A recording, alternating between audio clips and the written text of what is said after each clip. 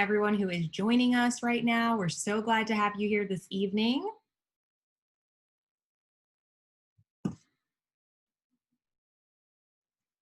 Hopefully you can see the wonderful audience members over in the attendees. Chef Megan, we already have 13 people on board for the evening, which is exciting, and I know that's only going to keep growing. I see some of our familiar friends and faces, not faces, but our familiar friend names. So nice to see you all. Welcome, everybody. Sorry you're not here in person, but we're here in spirit. Yes, the only thing we really couldn't recreate, we've recreated the experience where you're in the auditorium with Chef Megan and you can see the cooking. The smell is the big missing piece today. So hopefully a few people are cooking along with us at home. Yeah, that'd be great. Are you going to have this recorded to watch later, or? We are. So if you do enjoy what you see this evening and you'd like to revisit it later, we will have a recording of it. We'll have the recipes available. And on that note, I do have a couple of little housekeeping menus I will share with everyone. We are on Zoom webinar this evening, which means as an audience member, you are muted and we do not see video footage of you. But if you'd like to ask a question, if you look at the bottom of your screen, if you are on your computer, there is the opportunity to participate in the chat and leave a question or a comment there. And then we also have a Q&A section there at the bottom where you can submit a question and we'll be able to answer that. Tonight I will be working alongside Chef Megan to kind of field those questions. So never fear if you ask a question and it's not answered right away. We see it and we will make sure that we get to all of your questions throughout the presentation and then again at the very end. And as we just mentioned, we are recording this Zoom presentation. So we just wanted to make you all aware of that by participating right now. You're acknowledging that we are recording this presentation. As we mentioned before, we do not have video footage of you and you are not on sound or anything like that, but the presentation is being recorded. So welcome. We really are delighted to have you here this evening. As I was preparing to join Chef Megan this evening, I realized that it has been a full year since our last cooking demonstration, as we had to cancel in April due to COVID. And I really cannot believe the time has flown by so quickly. And so we're so delighted to be joining Chef Megan and Johnson & Wales University in Charlotte virtually. For those of you who have not met me or been to one of our events where I was a speaker, my name is Sarah Hreyo and I work for UNC's Nutrition Research Institute in Kannapolis. My part this evening will be serving as your nutritional host. So as Chef Megan demonstrates the wonderful recipes and cooking skills, I will be giving you some information about the nutrients that can be found in those foods and some information about the work that our scientists at the NRI are doing. I am a development associate at the NRI, but I'm also a certified nutrition coach, and I hold my master's degree in patient safety and healthcare quality improvement from the Johns Hopkins Bloomberg School of Public Health. Chef Megan, who is joining us today from Johnson & Wales University, also has a very impressive background that I would like to share with you before we get started. She most recently attended East Carolina University, where she earned a master's degree in nutrition science. Prior to that, she received bachelor's degrees in both nutrition and in hotel, restaurant, and institutional management from Pennsylvania State University. She has completed a dietetic internship at Syracuse University and has also passed her exam to become a registered dietitian.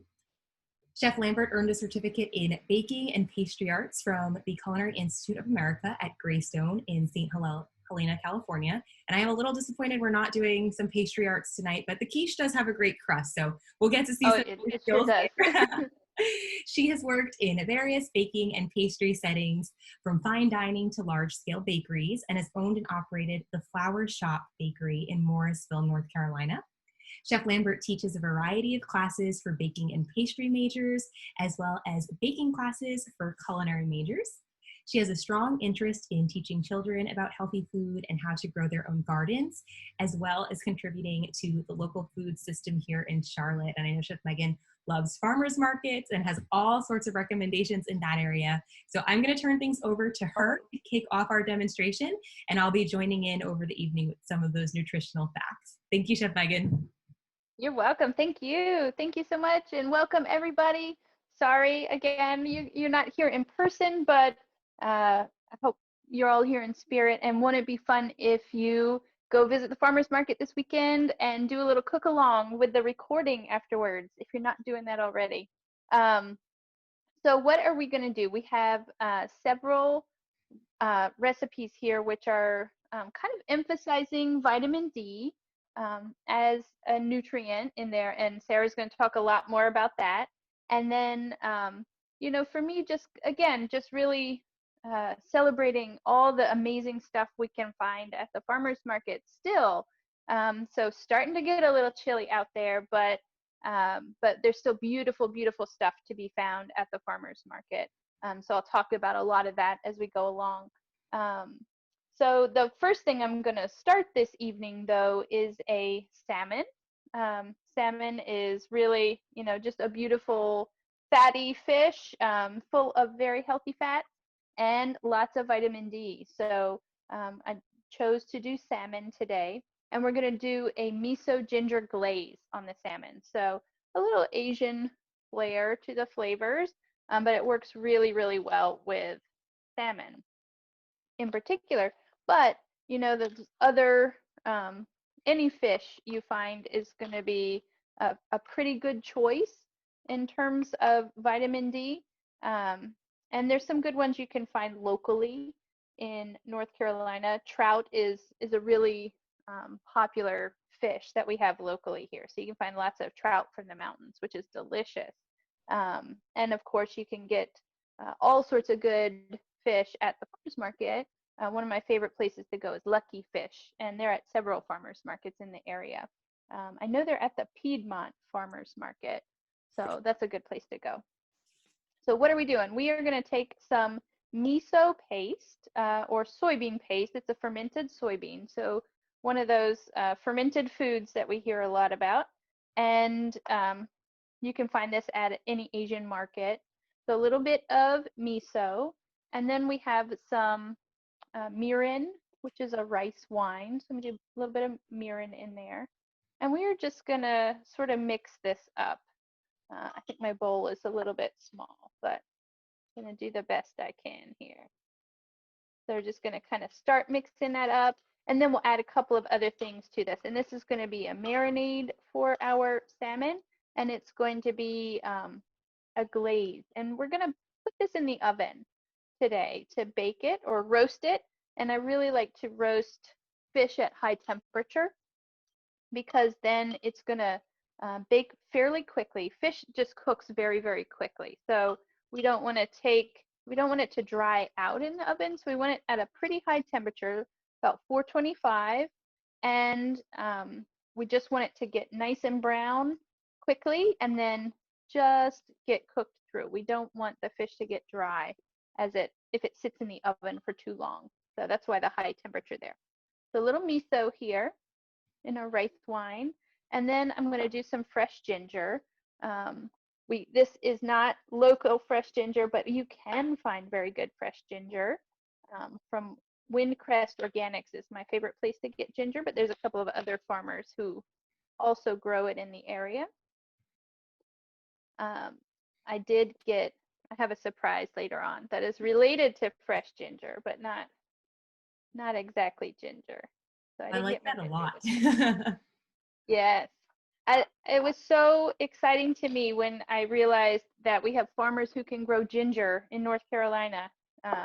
It's awesome. And there's just the fresh ginger is really spectacular, the flavor that you get from it. Now, so just using my little grater. Do you peel it before grating it? Was that the first step? Yeah, in this case, I peeled it a little bit, and that's what I was doing. I was just using a spoon to kind of peel it. Okay. Can't see it there, sorry. So you just kind of peel it with a spoon. It's real easy to do. You don't need a peeler. And that way you just take the skin off, and it preserves a lot of the ginger because you don't want to waste any of it. No, ginger is also one of our immunity boosters for the evening. So as I was doing some of my research to share, I didn't realize how much of a superfood ginger was itself. And I found out that some researchers at the Mayo Clinic are actually conducting a study that examines the effect of ginger on your gut and your gut microbiome. Your gut microbiome, just in case anyone is wondering, is a very complex community of bacteria, yeast, and viruses that live in your intestines. But what they're trying to find out is if there is a powerful connection between your diet and the microbiome. And they're doing that using ginger, which I thought was really, really exciting. Neato. Yeah. Yes, I love anything about the microbiome. Yes, we My do have students scientists. are not always that excited about it. Yes. Oh, when all this is over, you'll have to come and visit and have a conversation with Dr. Katie Meyer at the NRI, who does a lot of work with the microbiome. And right now she is looking at the connection between the gut microbiome, nutrient metabolites, and cardiovascular disease, of all things. Oh, wow. Yeah, interesting. So I've got my miso in there, my mirin, my rice wine. I'm going to put a little bit of soy sauce, Oh, a couple delicious. teaspoons. I've got a little bit of honey or agave nectar, just a teaspoon or so. Got a little bit of rice wine vinegar, and then just a little bit of sesame oil, which I love. I put that everywhere on everything. So delicious. So just mixing this up, and then I think in the recipe I might have said you could put it in a Ziploc bag to marinate it, and then you can put it back in the fridge for a little while. You can also just kind of pour it on your dish or on your baking sheet, and then let it sit for a while. So you could prepare this up to the day before, um, and have it just sitting and marinating, and then when you're ready to go, you just can pop it into the oven. So it's really quick recipe, but very nice, nice flavors in here. So just putting that marinade on my salmon, and then I'm just going to set this aside for a little bit and work on my quiche. Ah, perfect. The quiche. And, I think it's great that it's so easy to prepare. I have found that working from home, like so many people are doing right now, you do have a little bit more time to get things done around the house and in the kitchen. But if you're still working remotely, it's really great to be able to prep something ahead of time the way that you just did, and then grab it at the end of your workday and have an easy meal ready to go. Yeah, I definitely have found doing more work from home that it's not. You would think you'd have all day to do these things and do a lot of cooking, and it hasn't really worked out that way. You're not alone. Yeah. All right, so we're gonna move into our quiche. Love the quiche. Quiche has everything we love at the NRI, I think, from the greens to eggs to mushrooms. It has all of our favorite foods. Yes, and some of mine too.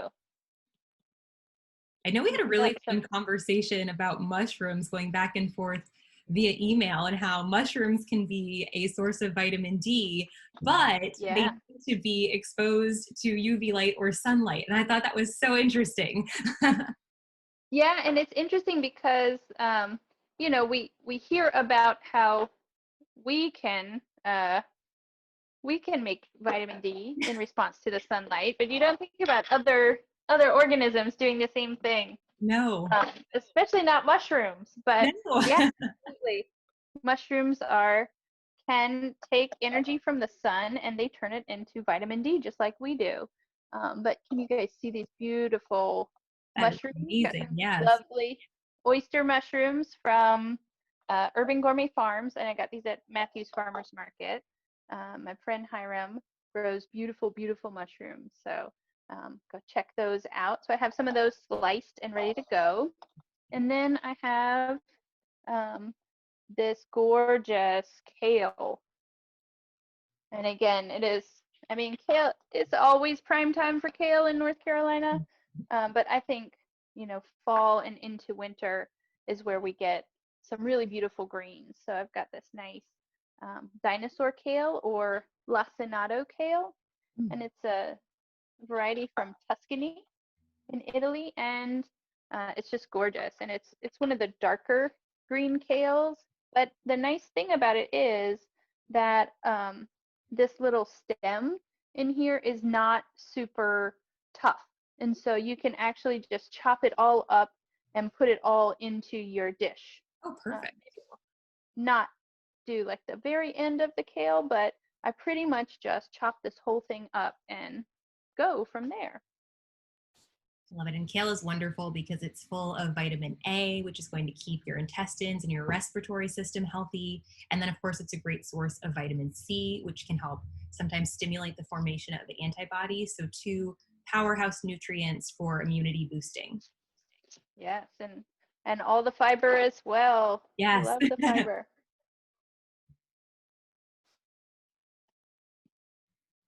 So real easy just to chop that up, right?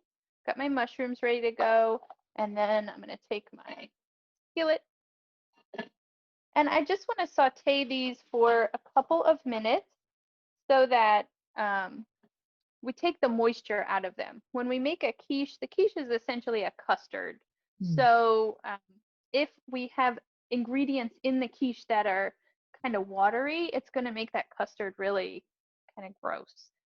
It will be, weepy, and the water will seep in there, and it won't set nicely. You won't be able to cut a nice piece of quiche. It won't be the end of the world, but it won't be as, as pretty, and texturally it may be a little bit less appealing that way. So going to just heat up a little bit of olive oil, and then I have some lovely green onions. So I got green onions from Street Fair Farm. I got kale from Laughing Owl Farms, and I got the eggs from Laughing Owl Farms as well. So Chef Megan, would you mind sharing the type of kale that is one more time? sure, it's called lacinato, Lacinato. Some people call it dinosaur kale because it kind of looks like a dinosaur. The texture of it sort of looks like dinosaur skin. So yeah, lacinato kale. Also one of the good ones to make kale chips with, if you like that sort of thing. I'm gonna put my green onions in there. And then I'm gonna add my kale.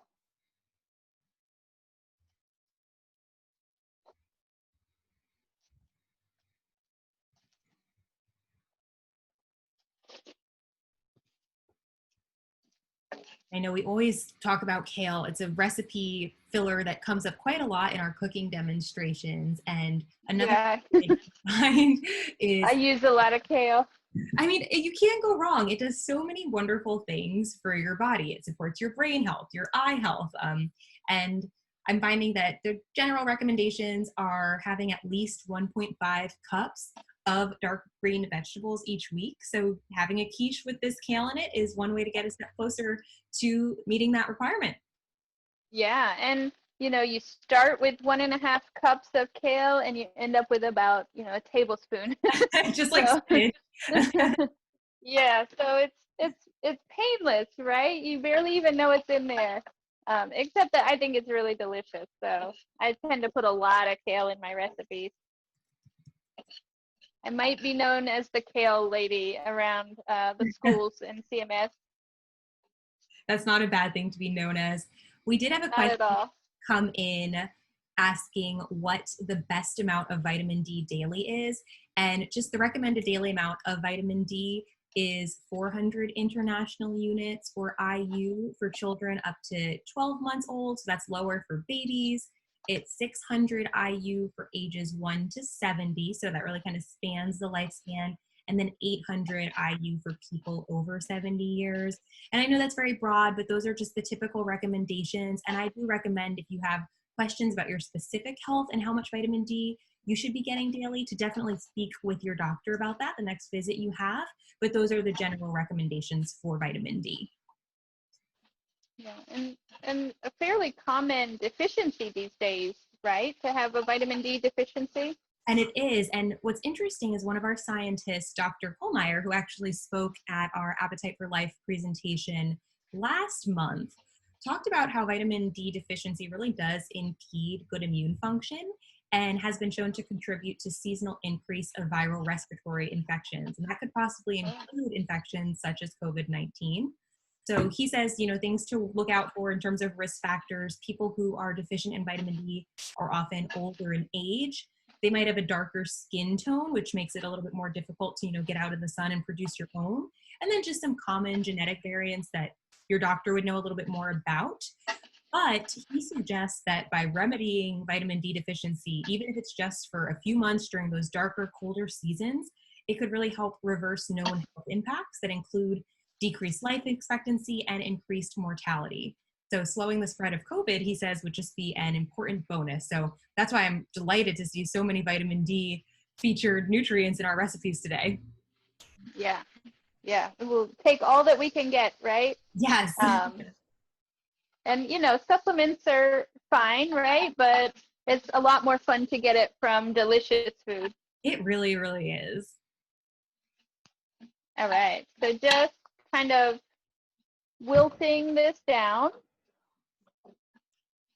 and just making sure that all the liquid from the vegetables has been evaporated out. So I have my crust already made, and I apologize, this one got a little bit squished. But what I did was I made the dough, and I have the recipe in there for you. So if anybody has, burning questions about pie dough, I'm happy to answer those for you. But I didn't think everybody wanted to watch me, make the crust and then roll it out.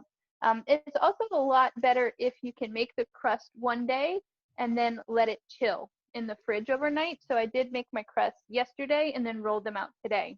Gotcha. And I really strongly recommend that when you make a quiche or another kind of pie that maybe is really juicy, or a custard pie, that you pre-bake your crust. I am not a fan of gooey, soggy pie dough on a quiche. And so I always pre-bake my crust and make sure that it is pretty well baked before it goes through. The other reason for that is, again, we've got a custard here. We're making a custard for our filling, and those bake at a much lower temperature. So there's no way to bake the custard properly and get the pie dough made to bake, right? So you have to bake the pie crust at a high temperature so it bakes through and is fairly crisp. And then you can bake your custard at that low and slow temperature so it doesn't curdle and get, yucky and scramble on you. And then you just have the perfect quiche there. Yes, so hopefully we will have the perfect quiche. I think we will. When you have that perfect first bite with the crisp crust, but then the softness of your egg, it's perfect. Yeah, that's what I always try to shoot for every time. So I have pre-baked my crust, and I have, let's see, what do I have here? I have a mixture of cheddar cheese and Parmesan cheese that I've shredded. And I like to put a little cheese down in the bottom of the crust, and maybe I do this while it is still warm. So when it comes out of the oven, I put the cheese down in the bottom, and it sort of melts the cheese, and then it will, seal up. If there's any cracks in the crust, it kind of helps to seal that so that your filling doesn't run out of the crust, because that's no fun either. Right? No. And then what a great tip, though. I've never thought to do that. Yeah, I mean, that maybe is in the realm of a little bit overly detailed, but it works. The details together. Yeah, exactly.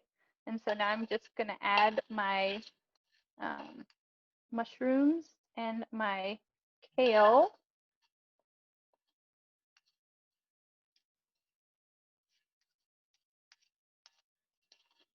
Get it all in there.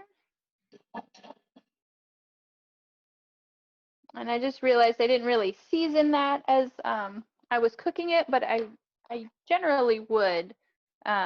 A little bit of salt as you're sauteing the greens and the onions and the mushrooms will help to pull some of that moisture out. So that's helpful too, to do that as you're sauteing. But if you forget, you can do it afterwards too. That works. And then we're going to mix up our custard. which is just these beautiful eggs. And it's the mixture I'm using for the milk here is half cream and half milk. You can do lower fat milks if you want. You can do all heavy cream if you want. I'm not judging, but but I went with half and half for this one. So I have my eggs, my milk and cream mixture, a little bit of salt, a little bit of pepper, and we're just keeping it, fairly simple for this one. So I'll just kind of scramble up my eggs here. And these beautiful farm eggs from Laughing Owl Farm. They have those gorgeous yolks that are really, really nice and dark, and all kinds of great stuff in our eggs.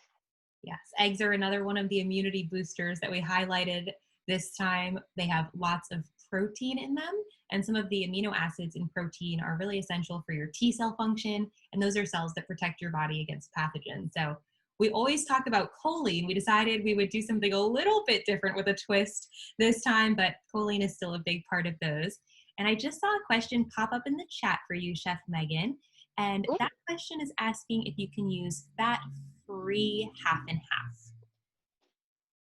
Yeah, I think you could. I'm not really sure what's in fat-free half and half.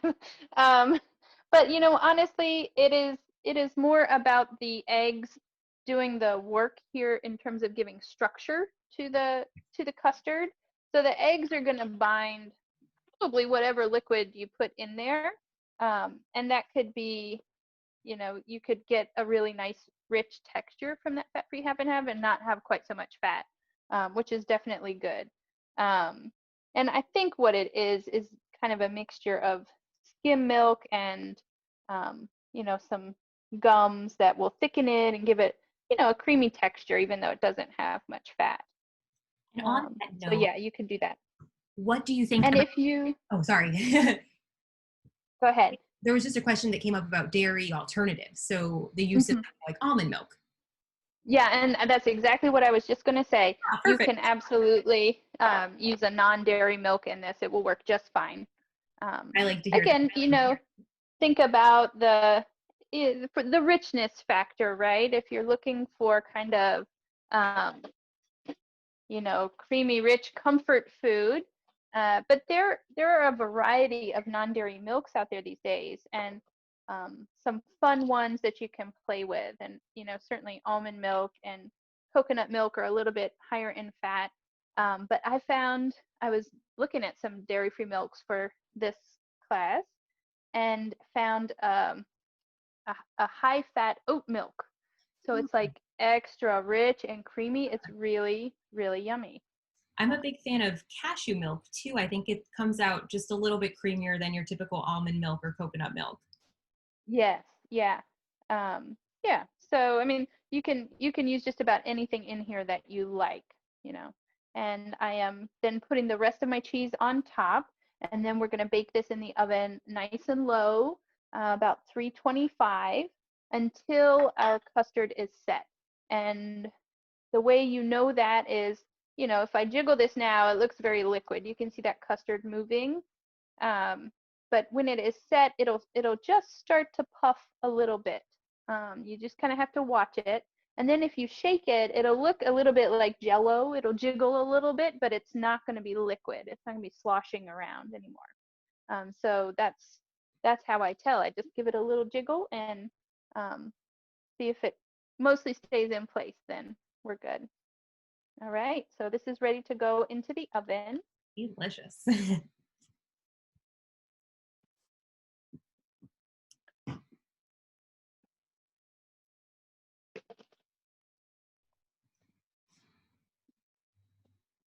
All right, and then I can start on our last recipe. And actually, the most fun recipe I have had doing the testing for this class. This has been a really cool one to try. Fabulous. And if you're tuning in with the recipes for this one, Definitely keep note of the measurements. They're not on the recipe sheet currently, but we will be updating that. But if you're going to make it tonight or tomorrow, go ahead and write down the measurements, and I will keep note of those too, so that you'll have that forever and can make this. It's going to, I personally love golden milk, and I was so excited to see it on the menu this month. Yes. And I will admit it's something I haven't really tried before, mainly because, turmeric. So turmeric is like the big superfood, right? Yes. We're hearing so much about turmeric these days, and with very good reason. But this is what most of us are familiar with, right? The dry, bright yellow, beautiful turmeric. But I have to say, it doesn't taste great. It's not my favorite flavor. So I was researching all these ways to kind of mask the flavor and the different spices to put in there. So I have a really nice flavor profile on our golden milk, but I was able to get fresh turmeric from Windcrest Farm, where I usually get my ginger. And so this is really, really exciting. So I got two varieties of fresh turmeric. And one is a yellow variety and one is a red. So it has a really bright color. And then I did a little bit of research and saw that fresh turmeric really has a much better bioavailability and higher antioxidant activity level than the dry turmeric. So I was just really excited about all of that. And then when I made the golden milk with the fresh turmeric, it tasted so good. It Oh, is cool. really yummy. And I think it's something I'm going to be making a lot more of in the I love future because it was really, really nice. It's like my family's new favorite thing. So, it's seasonal. so it was just Can you only get it around this time of year around here, or? generally yes. Okay. However, I think it would freeze very well because that's what I do with my ginger. Okay. Again, I usually kind of I get a whole bunch of ginger from Windcrest Farms when it is fresh, which is this time of year, and I'll just grate it up and put it in the freezer. Like I'll freeze it in little ice cube trays, and Yes. then you have your just little cubes of ginger, and I'm sure you can do the same thing with the turmeric. Very So you can have that, all year round. So that's really, it was just all very exciting to me. so cool. Yeah. So let's see, what are we going to put in here? We have, for this one, I do have some almond milk.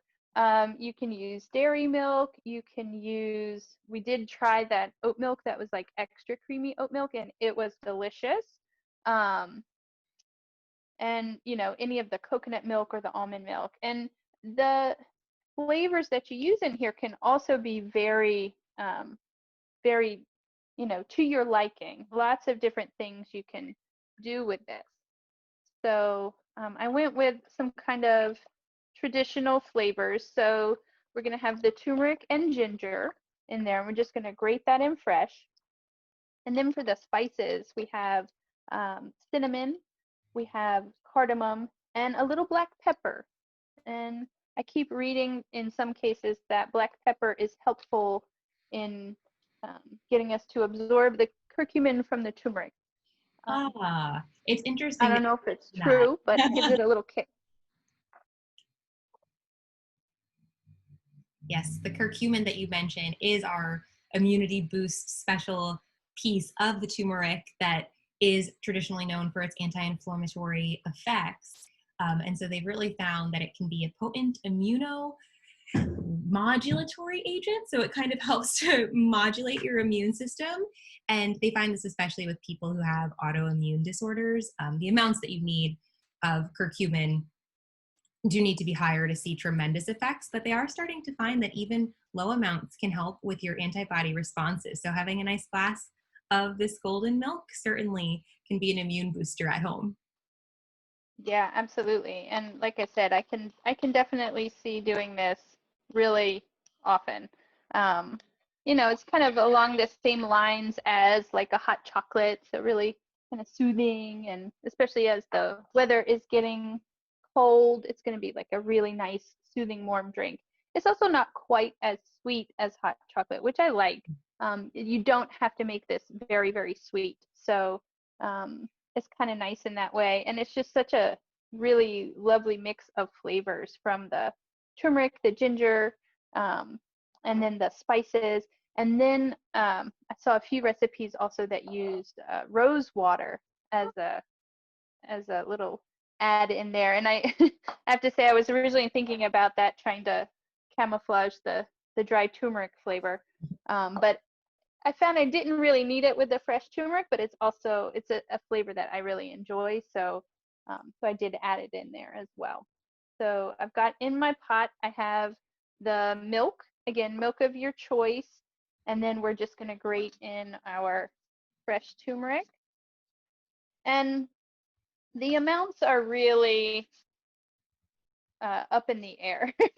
So I really don't have great amounts, but I would say take, a nice knob of fresh turmeric. And I've got both of these turmerics that we can add in. So we've got the yellow one, and then I have the red one also, which is just beautiful.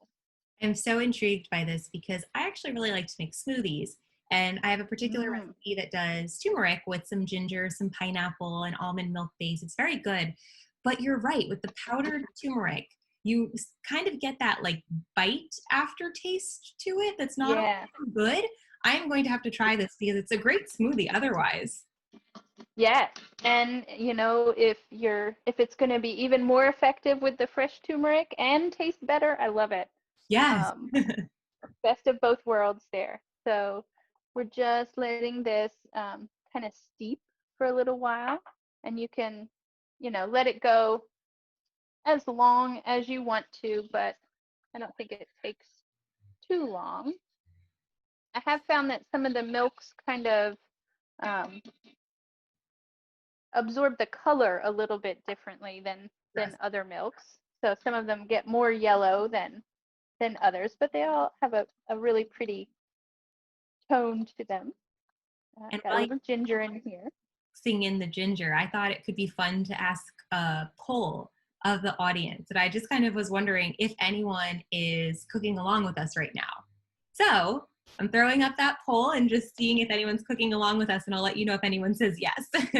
Okay, great. Even if you're cooking something else. That's true. Very, very true.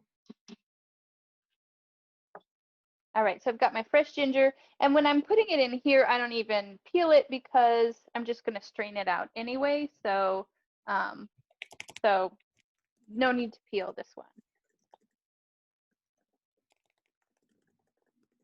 That's a good note compared to the earlier recipes.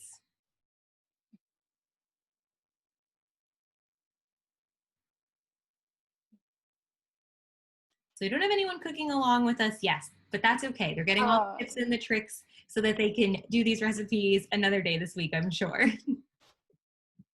And don't worry, I have another poll for the end of all of this where we will find out what recipe everyone is most excited to try. So it's okay that you're not doing it today. Yeah, absolutely. And yeah, I think it'll be fun to go get, I'm going to challenge everybody to go to the farmer's market and get some of these beautiful ingredients, and then come back and have a little cook along on your own. So I'm just going to add in my cinnamon, my cardamom, and my black pepper. And I did about a quart of milk. So it's, good for about 4 servings. And if you have, 4 people who want to have their golden milk, great. But it also will keep very well. So you could make yourself a batch at the beginning of the week and then just heat up each serving, one every night. I love that. Or morning. You want to start your day with your golden milk. But, lots of things I saw said that it's very soothing at night and helps you sleep well. And I don't know about all that, but man, it sure is delicious. Now, we did have a question come in about the turmeric. Do you find that there is any noticeable taste difference between the 2 color types? There is a little bit of difference, and there are actually, I believe that Mary grows 3 different varieties of turmeric. So she grows the yellow one, the red, and then she also grows a white variety, which probably wouldn't make our milk very golden, but she does a white variety as well. And she said that the yellow one is more mild and the red is a little spicier. Huh. And she said she likes to blend the two for the golden milk, so that's why I did it. But you could choose one or the other as well. And if you like a little more spice, the red one maybe would be better for you. And if you like a little milder, than the yellow. But I have to say, with all the spices and ginger and everything I have in here, it's not, I don't find it to be especially spicy or, very turmeric-y, I guess. Sounds like you found the perfect balance. Yes. Yeah. So excited about this one. Did you send me, I Okay. want to confirm, were the spices found at the Matthews Farmers Market or a different one? The turmeric. Yes. So turmeric I get from Windcrest Organics, which is Okay. in Monroe. In Monroe. And Monroe. But she offered, so you can go to Monroe. It's a lovely drive, and pick up at the farm. And she delivers in Charlotte. I don't know if she does delivery for homes, but she does deliver to quite a few businesses. So maybe if you, I don't know, maybe she just does it for me. But I was thinking, also, I'm sure you could deliver to, the come cookie and pick school. up. Yeah. Oh. I also think that there's a farmer who goes to the Uptown Farmers Market Okay. who is growing some turmeric, and I saw a post that he made the other day, and his name is Brandon Ruiz. And the post that he made the other day, he showed some like purple or black turmeric, so that looked really intriguing as well. So he does some really fun medicinal kind of things. So he was at the Uptown Farmers Market. Wonderful. So that'd be a great place to check out as well. And I did just confirm, someone had double checked the name of the farm. So it is Windcrest Farm, just so everyone knows, in Monroe, North Carolina. And then we did have a question come through. Someone said this recipe looks like it would be good for someone taking chemotherapy. Your opinion, please. And I know from my perspective, that's definitely something that I would verify more with a doctor just to confirm that it was compatible with that person's treatment. But other than that, it does seem like a very comforting, delicious drink for almost anyone. Yeah, yeah. And again, I'm certainly not a doctor, but I have been reading a book called Cancer Fighting Kitchen, and it's a cookbook especially for people with cancer and going through treatment. And this was one of the recipes that they featured, so it does seem like a good recipe for that. But yeah, I would agree. Check with the doctor. Always verify, but it's also, it's a great, it's nice to have recommendations that you can bring to your doctor and ask about. I know that I always like being able to confirm and ask someone who I trust, but it's nice to have those ideas to go into the appointment with. Yeah. All right, so our golden milk is ready, and we're just gonna serve a little cup here. I wish I could reach through the computer screen and have a taste. Mm-hmm. And if you really want, a little extra color, you can give it just a little tap of the turmeric, so not too much flavor going on there. But pretty little garnish. I like that. I'm not a coffee drinker, so I could see myself having this in the morning and at night. Yeah. All right, I'm gonna put my salmon on my sheet pan and get it into the oven. And salmon usually just takes a couple of minutes. And then we talked about salmon being a great vitamin D booster. It's also a wonderful source of omega-3s. And we have a researcher at the NRI, Dr. Carol Cheatham, who does a lot of work researching omega-3 fatty acids. She looks at it particularly in children quite often and their development of memory and attention. So it's not exactly related to immunity, but omega-3s are also excellent for that. And salmon is a wonderful source. Yeah.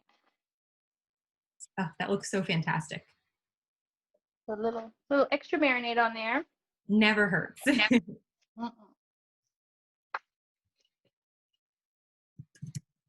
And again, you could cook this on the stove top. You could sear it in a hot pan, but I think the the oven is the way to go for this, especially if you're having to rely on frozen fish, because that tends to dry out really quickly. So I just find that to be the case, and a really quick cook is good for frozen salmon especially.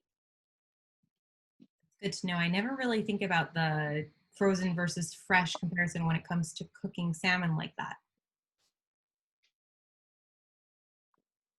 Yes, and give me 1 second. I am going to pull my quiche out of the oven. Awesome. And while Chef Megan pulls the quiche, I am going to send out another poll for everyone. So I would love to know what recipe you are the most excited to try in your own kitchen.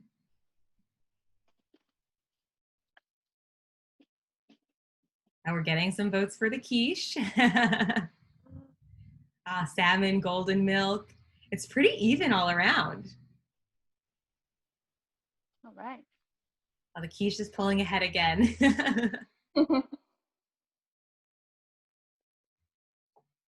I can't say I blame you. Although I have to say they're all pretty good. So we've ended in a bit of a tie. We have the same amount of votes for the quiche and for the golden milk, with the salmon coming up very closely behind. So I think we're going to have people trying probably everything. All right. Well, we've certainly got time, right? You don't have to try it all at once. Yes. I mean, I think it might be a little untraditional, but I could definitely see myself enjoying the salmon with a little piece of quiche on the side for some greens to go with my salmon, a little bit of carbs with the wonderful, wonderful crust. Yes. Quiche does not always have to be a breakfast food. Oh no. Oh no. Quiche is anytime food. And so what I'm got the wrong plate here. I was ready to serve my salmon, but So we got a I'm sneak serving peek of the quiche. salmon side. Yeah. So yeah, so just serving the quiche up here, and it would be lovely with a little salad, or just by itself. But yeah, so we have a nice consistency on our custard. It really set up nicely, and I will confess, this is through the magic of television. I made this quiche earlier. Gave it a little time to set after it came out of the oven and cool. You wouldn't want to try to cut right into a fresh hot quiche because it would kind of collapse a little bit. But we have a nice texture here. It's holding up well, not too watery or soggy from extra moisture in the greens. And then you can see that our crust is nice and brown underneath. So hopefully a successful quiche. I think so. That's one of the bonuses of Zoom. We're finding the benefits to this adjusted new normal. Yeah, for sure. All right, and then we are almost ready for salmon. And with the salmon, I have just a little, just a little soba noodle, which I just boiled and tossed with a little bit of sesame oil and a little salt and pepper, and then some sesame seeds on top. So that's what our salmon will go with. And I have some beautiful baby bok choy that I got from Street Fair Farm, and then I left it at home in the fridge. Oh, So I love baby bok choy. I had some with my lunch this weekend. Oh, it was so good. Yeah, gorgeous. And they've got a beautiful green one and a really lovely purple one. So I've got this lovely purple bok choy waiting for me that I really wanted to share with you tonight. But we did have the a joke question is, come through. I always forget something. A little bit of a unique question for you, Chef Megan. I'd love your take. Uh-oh. So someone in our audience needs a new stove. Her oven is broken, and she needs to figure out how to make a quiche without a stove. Any suggestions? Can you maybe, I'm thinking perhaps a convection oven and a microwave, or maybe even a toaster oven with some patience? Yeah, I mean, certainly in a toaster oven. You could absolutely do a quiche in a toaster oven. I would probably try to get the temperature down a little bit, again, so it doesn't get, curdled. I just feel like the if you can adjust the temperature down a little bit, that would be good. And it reminds me of trying to do campfire cooking, right, with the with the Boy Scouts. So you might actually be able to if you were super careful. So do they have a stove or just like nothing, no stove top, no oven? It sounds like just the oven is broken. So they do have a stove Okay. top, I believe. Yeah, I think if you were careful, you could try to do kind of a water bath on the stovetop. Um, you might have to forego the crust though, Mm. and just do the quiche filling, which wouldn't be the end of the world either. But you could make, and it could be sort of a frittata kind of a thing. So that you could absolutely do just in a skillet. You can do all your crust, do all your veggies, and then pour in your custard mixture, and then turn the heat down real low, put a lid on it, and then just have kind of your filling and your quiche there, without the crust. Although I have to say the crust is a pretty good part of this, isn't it? But you could certainly do the crust in a toaster oven. That would work great. Um, if you were really desperate, you could always cook the crust in a skillet like a pancake. Yeah. um, you would just do it kind of separately, right? So you'd like make a disc of pie dough, cook it in the skillet, flip it and cook it and make sure it was done. And then you would have to kind of do your frittata quiche filling, and then maybe your crust like a little cookie on top. That would still be delicious. Deconstructed quiche. Yeah, it would definitely be delicious. Very deconstructed though. And I'm just verifying, someone wanted to talk about the noodles looking wonderful. What kind were they again and how were they fixed? I believe those were soba noodles, and you said you tossed them in some sesame oil? Yeah, soba noodles, and they're made with buckwheat. So they're a Korean buckwheat soba noodle, and just boiled for about 4 or 5 minutes, and then tossed with a little bit of sesame oil and a little sesame seed on top. And I love soba noodles. Um, they're really good fresh, though. I have to say, I've not had good experience trying to like freeze and reheat soba noodles. So that would be my only suggestion there. All right, let me check on my salmon. All right. And while she's checking on the salmon, if anyone has any other questions that have come up, feel free to leave them in the chat or in the Q&A. We are really enjoying getting to interact with you and answer your questions this evening. Okay, I think I'd like to give the salmon just 1 or 2 more minutes just to get a little bit more brown on top if we have the time. We absolutely But do. it's just about ready. We do have the time, so not a worry at all. I'll take a moment here. I can plug for next month, just so everyone knows, we will be back again with our Appetite for Life with a Twist programming. We will be meeting on Wednesday evening once again. Next month, that will be Wednesday, November 18th at 6 p.m.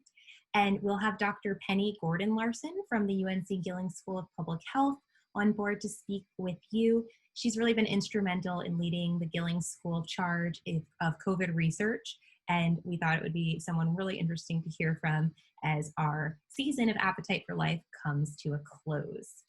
And wonderful, we got a thank you from Beth for the suggestion. She actually recently made a pizza on the charcoal grill and was going to try a crust on the charcoal grill, but she said she'll do it on the stove, which could be easier. But I love that. You have to just adapt and kind of make do with what you have, and you can still do some really fantastic recipes at home. Yeah, absolutely. And I think you could do it on the grill. What I would do is make a aluminum foil kind of surface to go on the grill first, rather than trying to put it on the grill grates itself. Another question that came in, can you please review the temperature at which you're baking the salmon and what the approximate time for baking the salmon is? Okay, so I am going ahead and taking the salmon out. Oh, fantastic. It is lovely. It could get, maybe a touch browner, but I baked it at about 425 in the oven so that it bakes really quickly that way, and you can get a nice brown color on it, and then it doesn't get dried out. So that's sort of our goal here. And people are kind of surprised when I say cook it really hot, but that is actually the best for not drying out your meat and getting it just to get nice and brown on the outside. So about 425. And if we want to, you know, dig in here with a fork for one of these, you can see that it is really nice and flaky already. And that was very quick. What was that, about 4 or 5 minutes in the oven? So very, very fast cooking time. And we just, again, try not to let it dry out on us. We do have one more repeat for the recipe for soba noodles. And am I correct that the soba noodles are not homemade noodles, but rather the noodles, you cook them, they come kind of prepared as noodles already? Yeah, they're dry. It's a dry noodle. Great question. Yes, I have not mastered soba noodle rolling. That is maybe another lifetime. Also very But yeah, quick. 4 to 5 minutes, you said those cook much faster than it sounds traditional pasta does. yeah, absolutely. And I'm sure if you, I'm trying to think. I'm sure there are so many beautiful fresh noodles at the Asian market. I Mm. wonder if you can find a fresh soba noodle. But this was just a dry one. So even dried, it was very quick. Just 4 or 5 minutes, and then just toss with a little sesame oil and a little salt, and that's it. That looks so good. Right. And there we have our lovely little salmon fillet, and soba noodles, and our quiche, our beautiful quiche with those fall greens and mushrooms, and then our uh, soothing golden milk. Oh, well, I am jealous of all of the smells and the delicious food that you're going to get to enjoy in person there at Johnson and Wales. Um, since we are approaching the end of our hour, I do just want to put out one more call for questions if anyone has any questions about the recipes. And I'd also, while we're waiting for questions, like to turn things over to Suzanne Dane, who is our Director of Development and Community Outreach at the NRI, to kind of close our program and speak with you. I know she's a familiar face for many of you, our fearless leader. Hi, everyone, and thanks for coming out for this great program. We're really sorry that we weren't able to go to Johnson & Wales in April, which is our standard operating procedure. The whole world was turned upside down then, and I think it's still upside down. We're just more used to it now. So we figured out, since we're all living on Zoom, that we can put it to good use. And I'm delighted that you all decided to come out and excuse me, be with us this evening and watch Chef Megan cook, and to hear about all the great nutrition tips that Sarah has found and pulled together for us. So as she said, we have another program coming up on November 18th with Dr. Penny Gordon Larson from Chapel Hill. I think that'll be a really exciting talk. So we hope you'll come out for that. It's also at 6 p.m. And just one last note that the Nutrition Research Institute is a nonprofit research center of a public university, and as such, we rely on the generosity of friends who support our important research. And you can learn more about how to support our work at uncnri.org. So if you have an interest in that, please go visit and have a look-see. We always welcome any kind of support you'd like to provide. But in the meantime, I'm really hungry, and I've gotten super inspired. I wish I had some salmon in the house, because I'd go cook it right now. So back to you all to say your farewells, and thank you everybody for attending. Yes, we have not have any other questions come in for the evening. So I will again say thank you to Chef Megan. This has been a wonderful experience as always. And if you have any closing words, you are welcome to close the evening out for us too. Oh boy. Well, thank you guys so much for joining us. I hope everybody enjoyed, and I hope you will go visit your farmer's market and make some of these lovely dishes. They're really soothing, they're delicious, and have some great nutrients that are going to help us weather this winter, I think. Yes, definitely. Thank you, Chef Megan. Hopefully we will either see Thank you in you. person or see you via Zoom again in April. And thank you again to everyone who joined us this evening. Hopefully we will see you next month at Appetite for Life. Have a wonderful evening, everyone. Bye, Good night. everybody. Good night.